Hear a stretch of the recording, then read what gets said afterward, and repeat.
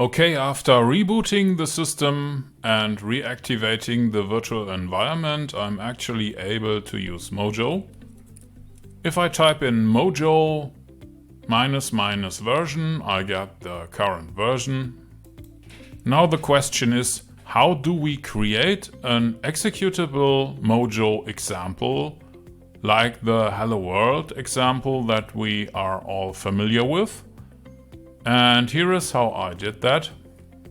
I'm using the editor called Nano to create a file called mojotest.mojo.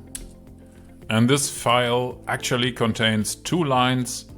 The first one starts with fn for function. The name of the function is main. We have no arguments here, and we have a colon at the end of the line. And now we use an indent like in Python and use the print statement. And in round brackets we say hello Mojo. So that should do the trick. Let's save the file. And we use the command mojo, mojotest.mojo, which means that we use the Mojo compiler to run the mojotest.mojo file. And when we do, we get hello Mojo. So our Hello World example is actually working. While this is not too impressive, it's the first actual proof of concept that it works.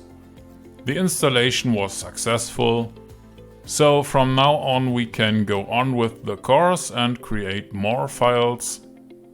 If you run into installation issues with Ubuntu and Mojo, you can just send me an email file. You will see the email address on the website soon.